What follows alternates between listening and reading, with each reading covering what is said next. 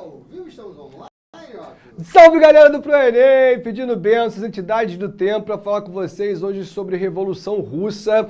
E essa é a consolidação do pesadelo da burguesia mundial. É o momento em que nós temos uma revolução que derruba o último czar, que derruba a monarquia, derruba um dos últimos modelos absolutistas da história.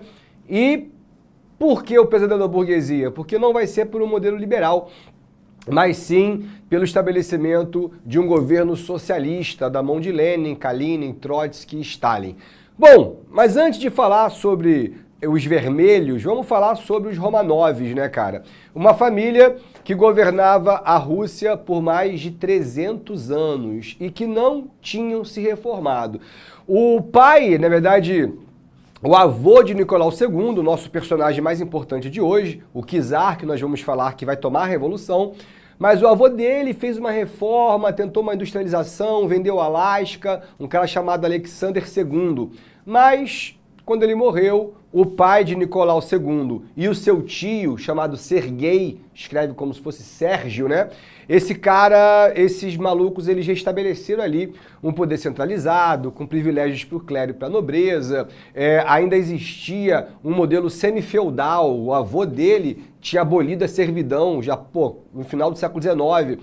Então, a Rússia, ela entra no século XX com cara de século XVI, assim, aquela coisa da realeza, dos privilégios, de uma sociedade estamental. Então, isso tudo estabelece uma desigualdade jurídica muito forte entre a população e essa realeza, essa aristocracia, mas, como todas as outras, maioria das revoluções, a Revolução Russa também se faz pela fome, pela miséria, pela desigualdade social, pela carência da população.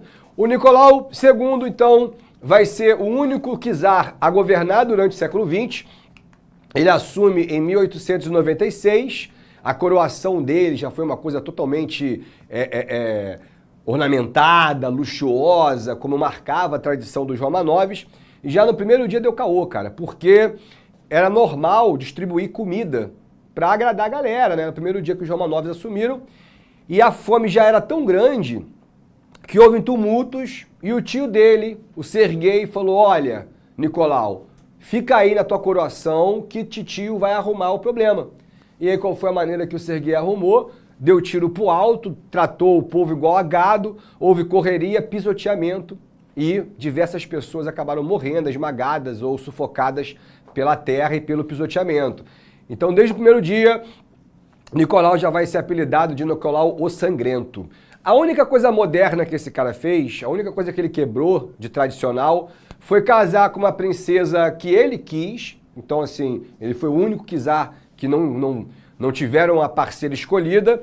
E para os russos foi uma escolha terrível, porque a czarina Alexandra, ela era alemã, e a Alemanha era um país inimigo, né, um país rival, e teve 4 filhas consecutivas, não dando à Rússia o herdeiro homem que eles tanto desejavam.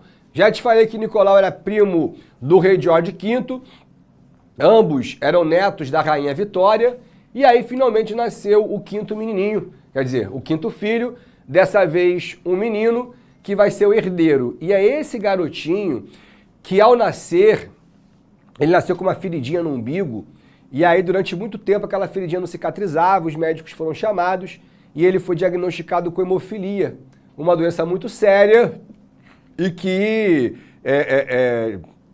vai gerar no príncipe toda uma infância e adolescência com vários problemas, sempre com enfermeiros, médicos, sempre com segurança, porque se ele cair, por exemplo, e tiver uma hemorragia interna, o sangue ele não consegue coagular, então ele não consegue cicatrizar, uma doença muito séria. Mas ainda assim, os Romanovs cresceram. Isso aqui é a família Romanov na beca. Então aqui nós temos o Sergei, o Nicolau, quer dizer, o irmão mais novo do Nicolau, que foi um dos inventores do Lepacur, é sério. E as princesas, né, todas como? Com pluma de ganso, cacete A4, e colar de pérolas e brinco de diamante. E foi aí que o príncipe sofreu um acidente. E aí, cara, os médicos do mundo inteiro foram chamados, médico americano, médico alemão, E todo mundo falou, olha, o garoto vai morrer, não tem como curar essa hemorragia e tal. E aí o pai, Nicolau, e a czarina Alexandra estavam desesperados e apelaram então para o místico, o curandeiro Rasputin. Um cara que tinha uma fama um tanto controversa na Rússia, porque acreditava-se que ele era um bruxo, ele conseguia curar doenças incuráveis, porém tinha um hábito de talaricar as pessoas. Então, assim, ele seduzia a mulher dos outros, as filhas dos outros, e por isso sofreu 3 atentados contra ele, quase morreu 3 vezes, foi baleado 3 vezes e sobreviveu às 3 vezes. Então, essa figura sendo colocada dentro do palácio dos Romanovs, para o povo, mostrava o que tinha de errado com aquela família. Mas a verdade, irmão, é que o bruxão curou o moleque. E aí tu acha que a czarina vai deixar ele embora? Não. Ele é convidado a morar no palácio e Rasputin, o bruxo, o místico, o curandeiro, um cara desprezado pela sociedade russa, agora faz parte do ciclo mais íntimo dos Romanovs, beleza? Bom, apresentado aqui os principais problemas, um país semi-feudal, que não teve crescimento econômico, que não teve modernização, que não passou por uma revolução industrial e que está vendo a população em penúria, é claro que começa a surgir grupos de oposição, beleza? Renan, por favor, deixa eu dar um gole.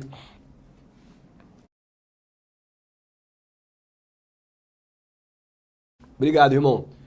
Então, pessoal, eu quero que vocês prestem bastante atenção agora, porque essa vai ser a parte mais técnica da aula, mas é uma das mais importantes.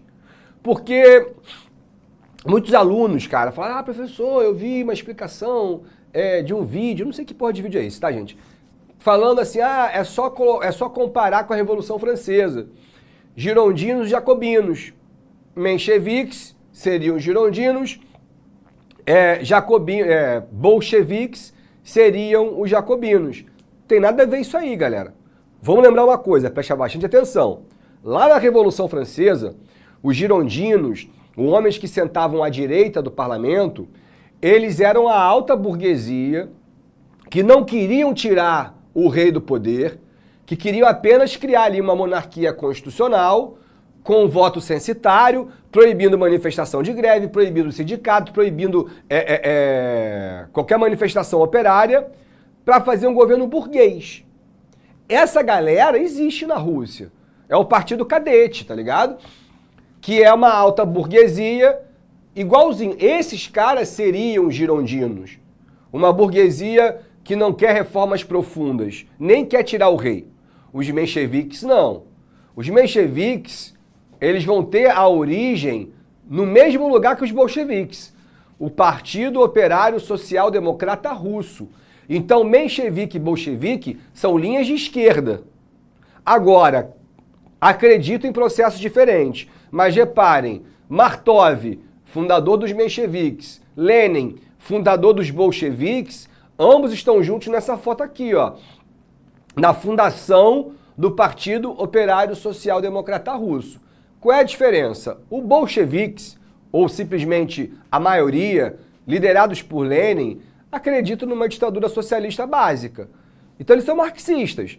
É aquela coisa, uma revolução popular que vai tomar o poder, que vai estabelecer uma ditadura unipartidária, só existe um único partido, que é o Partido Comunista, e aí todos os meios de produção, a terra, a fazenda, o banco, a empresa, a fábrica, tudo isso agora vai ser confiscado e pertence ao Estado.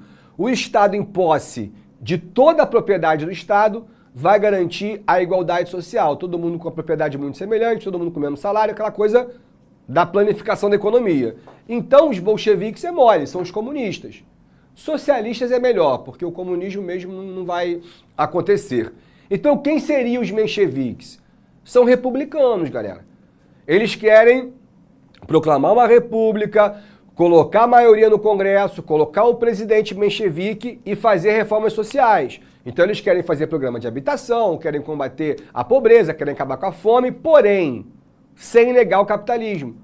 Então esses caras, eles não querem confiscar os meios de produção. Eles vão respeitar a propriedade privada. Ó, a empresa é tua, mas o destino dado as riquezas do Estado vão ser feitas para os mais pobres. Então é um governo de esquerda, porém não socialista. E qual é, professor? Isso existe? Claro que existe, professor. Gente. Se você pegar os países da Escandinávia, Dinamarca, Noruega, Suécia, esses países foram governados muitos anos. A Dinamarca, por exemplo, foi 30 anos governado pelo Partido Trabalhista, que é um partido que vai tentar, e que conseguiu, na verdade, não planificar como o socialismo quer, a igualdade total, mas não permitir a miséria, não permitir ninguém em situação de rua, não permitir ninguém desempregado, não permitir ninguém analfabeto. E dessa maneira, a Dinamarca faz um governo de esquerda, o que a gente chama de social-democracia, mas é um país capitalista, que vai produzir em larga escala, que vai produzir tecnologia. Se ligaram? Essa é a corrente dos mencheviques. São republicanos, são democratas, mas que não negam a propriedade privada, que não negam a produção capitalista, que não nega a acumulação. Então, para os bolcheviques que são comunistas, essa galera que se diz de esquerda, mas é uma burguesia disfarçada, entenderam? A crítica. Então, ó, cadetes não querem tirar o czar, querem só fazer uma monarquia parlamentar. Mencheviques querem tirar o czar, proclamar uma república, voto universal, incluindo feminino, parada, um governo de esquerda, porém capitalista. E os bolcheviques é o socialismo total. Aí é aquele modelo marxista que o velho barbudo detalhou. Beleza, pessoal? Menchevique minoria, bolchevique maioria. Capitalistas e socialistas. Porém, capitalistas que acreditavam em um socialismo moderado, que não negam a propriedade privada. Entenderam, então? Vamos lá, pessoal. Em 1905, quase que tudo se antecipou. Tanto é que em 1905 a gente tem, chamado de um ensaio geral ou de um ensaio revolucionário. O que vai acontecer, pessoal? Ali quase o czar já perdeu a sua rica cabeça. Por quê? Primeiro, a Rússia perde uma guerra para o Japão. E aquilo foi uma guerra humilhante, porque o Japão é centenas de vezes menor do que a Rússia. E foi uma guerra muito drástica, porque assim, primeiro os russos perderam a sua esquadra lá no Pacífico, beleza? E aí os almirantes falaram, Nicolau, não dá, perdemos, acabou a guerra. O Serguei, o tio dele, falou, pô, mas a gente não tem uma esquadra lá no Cáucaso, lá do outro lado, lá na Europa? Falou, temos, mas é a nossa última, e se a gente perder, acabou. Falou, não, teu pai teria vergonha, Nicolau, de você se render sem tentar. E aí o Nicolau mandou fazer o quê? Pegou a porra da esquadra lá do outro lado, levou para o Pacífico, aconteceu o quê? Perdeu de novo. Então, no final da história, o presidente americano, Theodore Roosevelt, é o Theodore, não é o Franklin, beleza?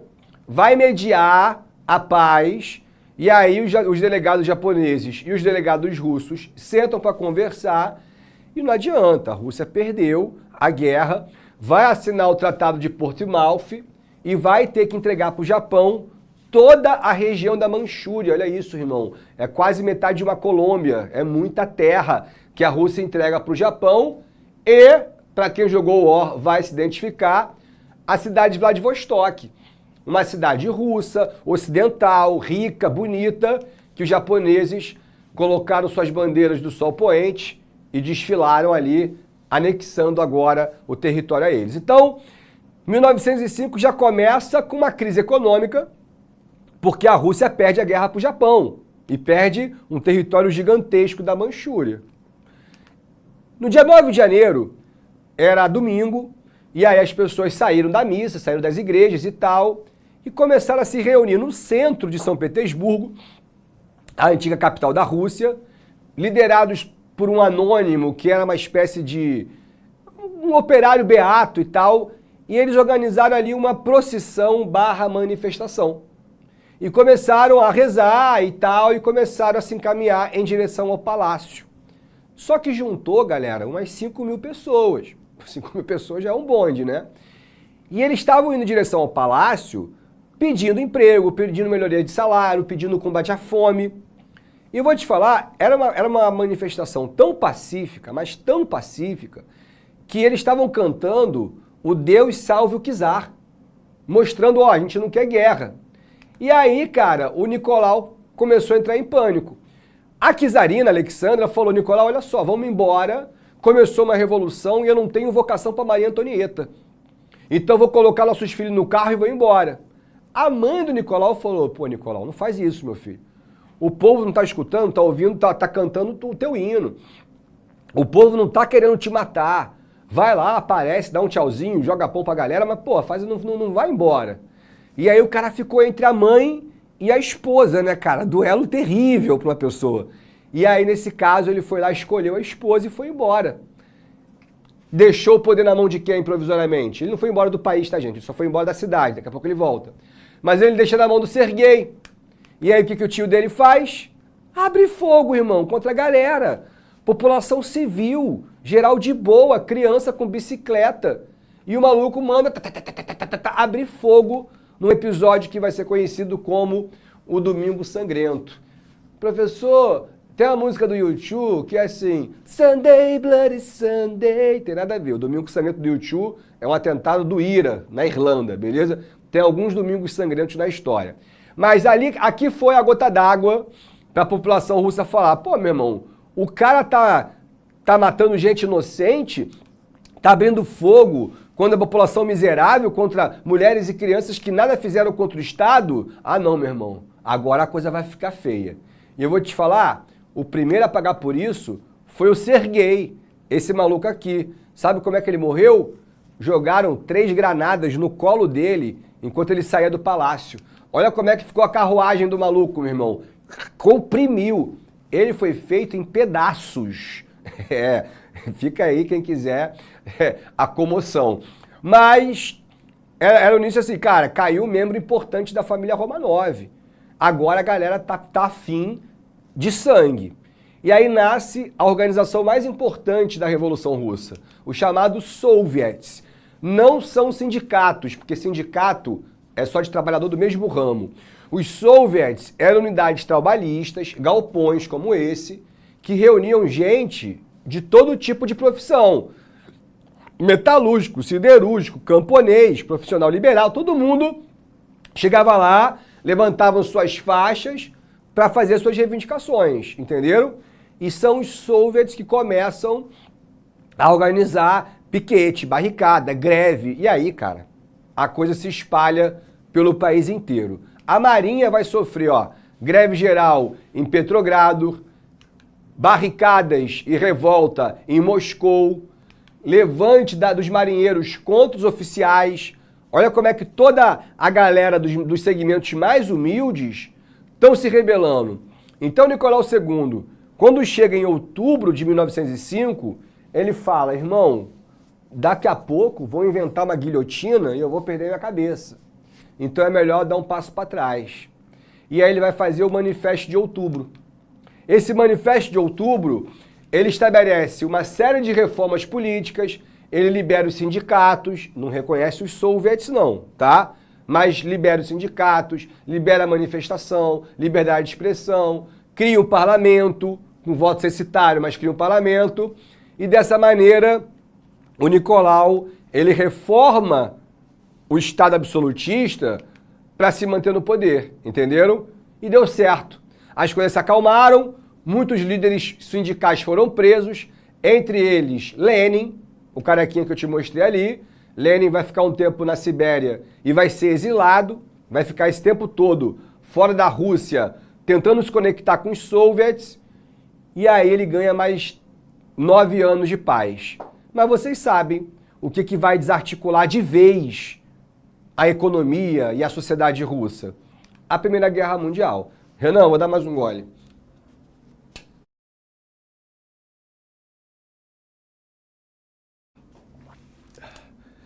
Galera, quando a Primeira Guerra Mundial acontece, a Rússia, ela não tinha a menor capacidade de travar uma guerra dessa proporção.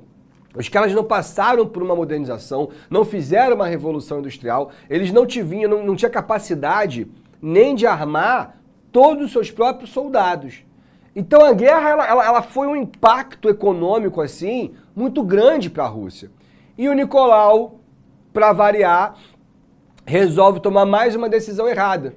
E aí ele vai para a guerra, ele particularmente, para que os soldados olhassem, olha, o czar foi para a guerra, e aquilo levantasse o ânimo das tropas. E para ele chegar assim, com moral, ele vai chegar com comida. Então, onde é que ele vai arrumar comida? Ele vai confiscar a produção do seu próprio povo, vai fazer um racionamento de comida no próprio povo para levar para a guerra. E aí ele gera uma onda de fome incontrolável na Rússia. E aí a coisa começa a perder o controle, porque vai ter revolução em tudo que é canto, sublevação, revolta, e a coisa começa a ficar ruim. A primeira vítima disso tudo é o Rasputin. Como eu te falei, cara, o Rasputin, ele virou uma celebridade. Isso aqui, gente, major, general, tirando foto com o cara. Isso aqui é o Rasputin no quarto das princesas. Isso aqui é a rainha, isso aqui é o príncipe. Todo mundo, meu irmão, festa do pijama. Que porra é essa? Como é que um bruxo tá no ciclo mais íntimo? Alta sociedade russa. Isso não é sacanagem, mas não é brincadeira. Ele organizava essas paradas e aí, porque ele falava que tinha que pecar. Aí depois que todo mundo fazia um dia inteiro de, né, aquilo que a galera, os artistas fazem em Noronha, aí, meu irmão, ele vai e fala o seguinte, ó, agora a gente tem que ficar uma semana em penitência, comendo pão seco, bebendo água, para depois ter de novo. Então, os russos estavam indignados, falaram assim, pô, o maluco é um bruxo, ainda é um cara que deturpa o comportamento moral da realeza, e olha os cartazes da época. Isso aqui é um cartaz que o Rasputin coloca o Nicolau e a Czarina no colo, como se ele estivesse manipulando e como se ele fosse o verdadeiro czar. Então, assim, os males do país estavam todos colocados nas costas do Rasputin. Um príncipe chamado Yusupov e os seus parceiros, todo mundo ali entre 22 e 25 anos, resolveram então matar Rasputin para tentar acalmar a situação. E Yusupov deu veneno de cavalo pro Rasputin. Rasputin fez um... Passei um pouquinho mal, vou dormir. Mano, o maluco nem vomitou, aconteceu nada com veneno de cavalo. Aí o Yusupov falou, mano, isso aí não vai morrer assim tão fácil, né? Na madrugada, pá, pega Rasputin na gravata, bota uma coisa, leva ele pra fora. Aí foram conferir se era verdade o que se dizia nos bastidores, que o Rasputin era um homem muito bem dotado. Aí os garotos foram conferir e viram que realmente o maluco era um jumento. E aí cortaram o pênis dele, cara, bizarro. Ou seja, o maluco já foi envenenado e agora foi mutilado. Aí foi fuzilado, 3 tiros no peito. E não morreu. É sério. Aí, mano, amarraram o maluco. Isso era dezembro de 1916. Dezembro de 1916 é um frio de menos 25 graus na Rússia. Aí jogaram o cara na água, beleza? E aí, mano, morreu. Mas ele foi encontrado 2 quilômetros do rio, sentado embaixo de uma árvore, morto. Então, quer dizer, o maluco foi capado, fuzilado, envenenado, afogado, mas morreu embaixo da árvore ali, da maneira que ele quis. Isso aqui é uma foto rara do velório do Rasputin, em 16. Isso aqui é o cadáver dele, já arrancado da árvore. E aí, em 17, nós temos a primeira revolução. Então, presta bastante atenção agora, pessoal. Em fevereiro de 1917, a situação do czar estava completamente, como é que eu posso dizer, insustentável. Os mencheviques chegaram e falaram assim, Nicolau, na boa, renuncia, pega a tua família, vai pro Palácio de Inverno e pacificamente mete o pé.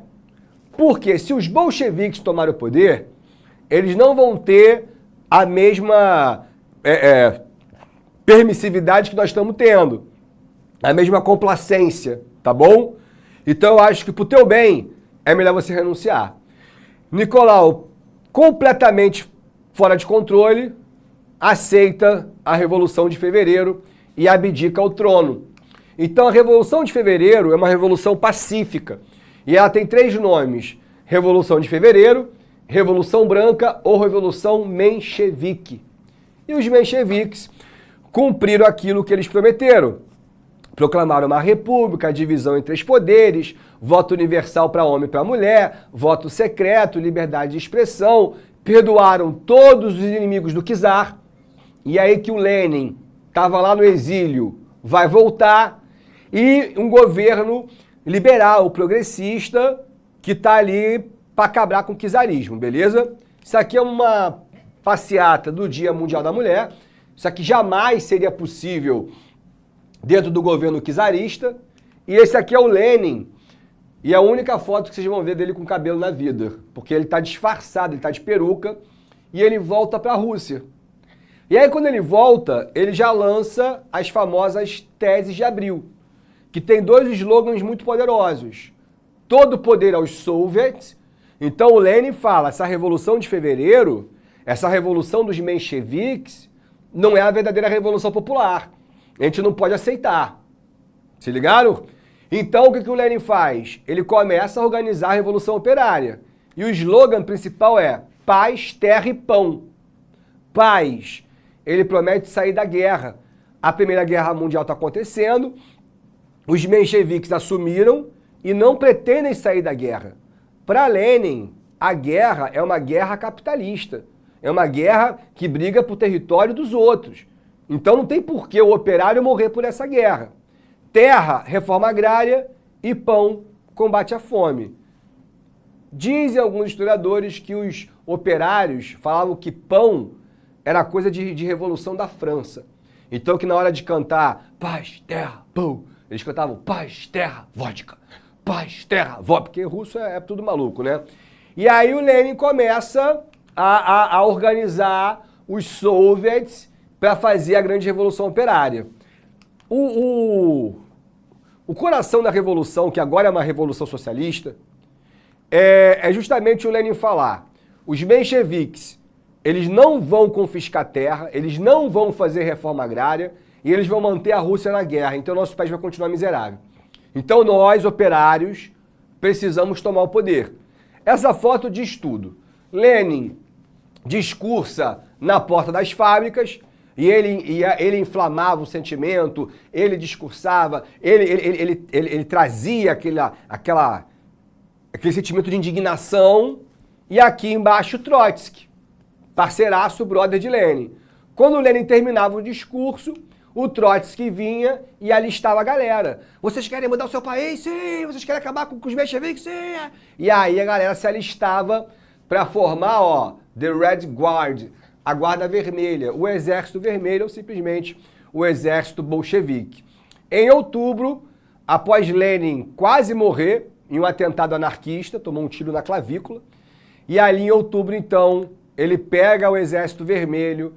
Então começa a grande revolução, dessa vez uma revolução operária e dessa vez uma revolução vermelha, revolução bolchevique ou a Revolução de Outubro. E eles vão conseguir primeiramente conquistar a cidade de Moscou. Marcharam sobre Moscou, proclamaram Moscou a nova capital e dali eles vão começar a marchar em direção a São Petersburgo, Petrogrado, para fazer a grande revolução. E aí é uma guerra civil, né, cara? Uma guerra civil que vai deixar milhares de mortos, que vai ter intervenção estrangeira, porque os mencheviques vão ser apoiados agora por todo mundo, pelo cadete, pelos czaristas e também por tropas americanas, francesas, inglesas, japonesas, que vão entrar para o Vladivostok. Professor, mas por que os países estrangeiros querem combater os bolcheviques? Por dois motivos. Para eles não saírem da guerra, já que Inglaterra, França e Estados Unidos ainda estão na guerra, Japão também, e também porque o socialismo ele é uma péssima influência para as democracias capitalistas ocidentais.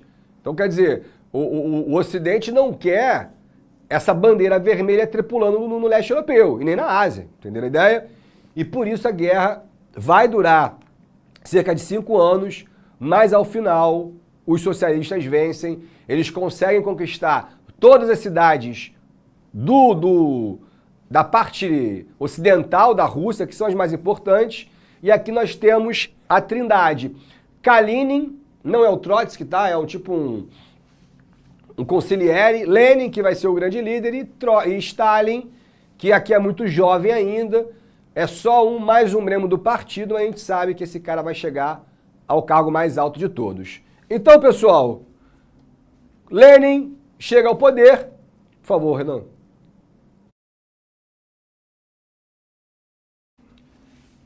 e ele cumpre o prometido, galera. Ele então assume o poder, assina o Tratado de Brest-Litovsk, retira a Rússia da guerra e começa ali então a estabelecer um governo socialista. Uma coisa que foi delicada e que o próprio Lenin ele foi contra, mas o partido é a vontade própria, então o partido está acima do próprio Lenin, que foi a execução da família Romanov. Os Romanov estavam em exílio desde 1917, e aí vocês reparem que aquelas fotografias com colar e brincos de pérola ficaram para trás, agora parecem mais uma família de refugiados do que uma família real, e a execução aconteceu nessa casa. Os bolcheviques mandaram um fotógrafo